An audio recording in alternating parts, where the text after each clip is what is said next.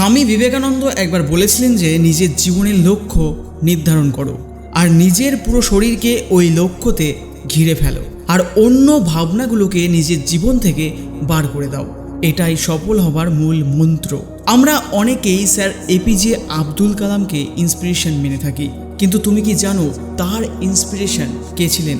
স্বামী বিবেকানন্দ। আর শুধু তাই না, নিকোলা টেসলা, সুভাষচন্দ্র বোস, লাল বাহাদুর শাস্ত্রী, আরও কত লেজেন্ডস রয়েছে যাদের ইন্সপিরেশন ছিলেন স্বামী বিবেকানন্দ। এখানে স্বামীজির জীবনে ঘটে যাওয়া 3টি গল্প ডিসকাস করব, আর জীবনের অনেক বড় শিক্ষা রয়েছে এই 3টি গল্পে। প্রথম, একবার স্বামীজি নদী পার হচ্ছিল। সে নদীর সামনে দাঁড়াতেই একজন সাধু সেখানে আসে এবং তাকে বলে, আপনি কি স্বামী বিবেকানন্দ? স্বামীজি বলল, হ্যাঁ, আমিই স্বামী বিবেকানন্দ। তখন সাধু তাকে বলল যে আপনি এখানে কি করছেন?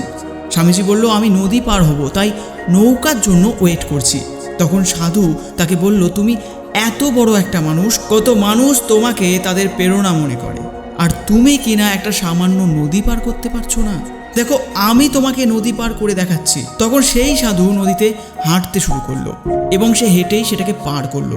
আবার হেঁটেই নদীর এপারে স্বামীজির কাছে এলো এবং বলল, দেখো আমার কাছে কত শক্তি, আমার কাছে কত ট্যালেন্ট আছে, আমার কাছে এত জ্ঞান আছে, তবু আমাকে কেউ জানে না।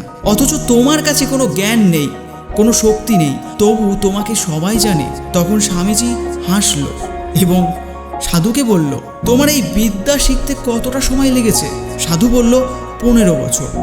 আর এটা বলতে বলতে নৌকা চলে এলো, আর স্বামীজি সাধুকেও নৌকায় উঠতে বললেন এবং সেখান থেকে চলে গেল দুজনে নৌকাতে বসে।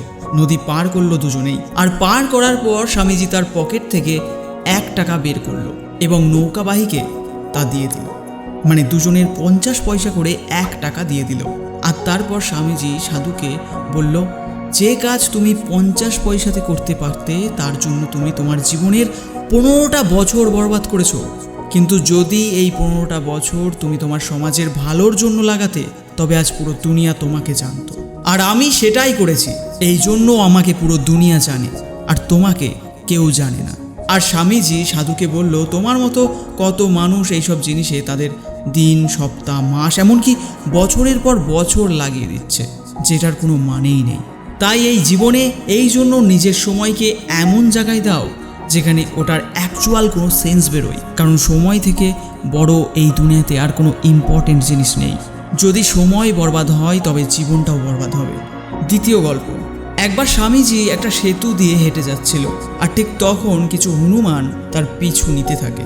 কোনো কোনো হনুমান তো তার ওপর লাফাচ্ছে, তার খাবার কেড়ে নেবার চেষ্টা করছে, আর স্বামীজি তাদের থেকে নিজেকে বাঁচানোর জন্য দৌড়তে থাকে। স্বামীজি দৌড়তে থাকে আর হনুমানগুলোও তার পেছনে দৌড়াতে থাকে। তখন একজন ব্যক্তি স্বামীজিকে বলে, তুমি ভয় পেও না, এদের মুখোমুখি হও।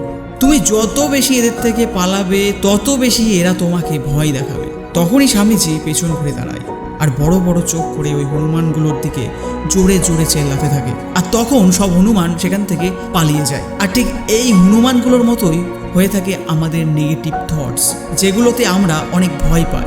আর যত বেশি আমরা ওটা থেকে ভয় পাবো, এটা তত আমাদেরকে ভয় দেখাবে।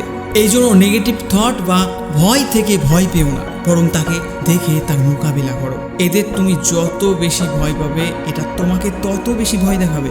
আর যদি তুমি এদের মোকাবিলা করবে, তবে নেগেটিভ থট আর ভয়ও একদিন তোমাকে দেখে ভয় পেয়ে যাবে।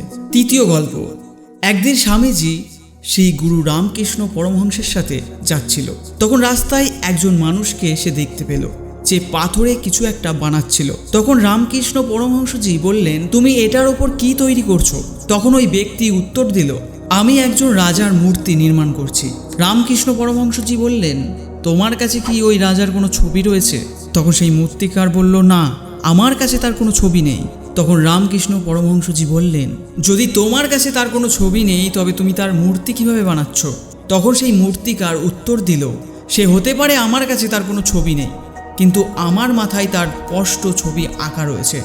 আর কিছুক্ষণ পরে সেই মূর্তিকার রাজার একটা সুন্দর মূর্তি বানিয়ে ফেলে। আর স্বামীজি এইসব দৃশ্য তার চোখ দিয়ে দেখতে থাকে। আর তখনই তার প্রশ্নের সে উত্তর পায়। যে কোনো ব্যক্তি, সে যে জায়গায় থাকুক না কেন, সে যদি কোনো কিছু নিজের জীবনে পেতে চায়, তবে তার মাইন্ডে সেটার একটা ক্লিয়ার ছবি অবশ্যই থাকতে হবে। সো গাইস, আমার মনে হয় তোমাদের এই ভিডিওটি ভালো লেগেছে। যদি ভিডিওটি ভালো লেগে থাকে তবে অবশ্যই লাইক করে আমাকে জানিয়ে দিও আর কমেন্ট করো তোমাদের মন্তব্যটি। আর এরকম ধরনের ভিডিও আরও দেখার জন্য চ্যানেলটিকে সাবস্ক্রাইব করে বেল আইকন প্রেস করো। আবার দেখা হচ্ছে নেক্সট ভিডিওতে। জয় হিন্দ, বন্দে মাতরম।